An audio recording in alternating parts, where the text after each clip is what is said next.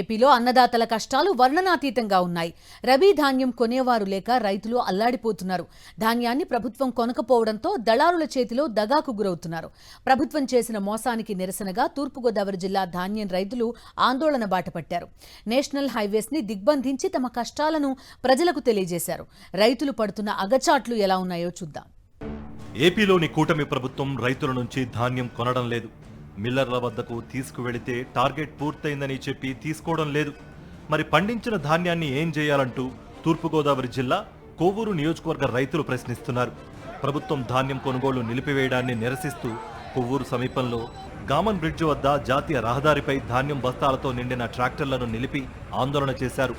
కొవ్వూరు, తాళ్లపూడి, చాగల్లు మండలాల రైతులు మండుటెండల్లో రోడ్డుపై బైఠాయించి తమకు న్యాయం చేయాలని, తమ వద్ద ఉన్న రబీ ధాన్యం వెంటనే కొనుగోలు చేయాలని నినాదాలు చేశారు.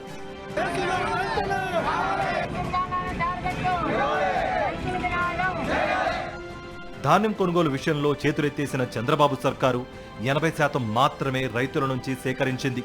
మిగతా 20% ధాన్యం వెంటనే కొనుగోలు చేయాలని, అకాల వర్షానికి తడిసిపోతోందని రైతులు ఆందోళన వ్యక్తం చేస్తున్నారు.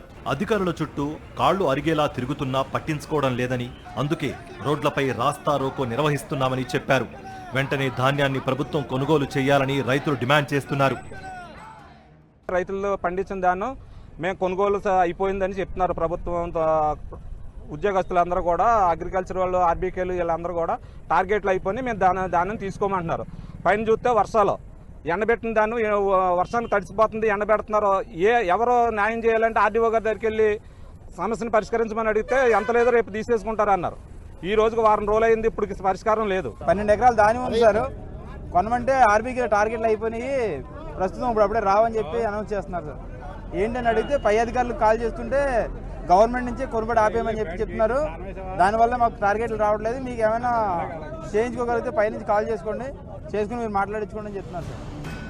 రైతుల వద్దనున్న ధాన్యం అంతా కొనుగోలు చేస్తామని ముఖ్యమంత్రి చంద్రబాబు చెప్పినా క్షేత్రస్థాయిలో అమలు కాక రైతులు అగచాట్లు పడుతున్నారు.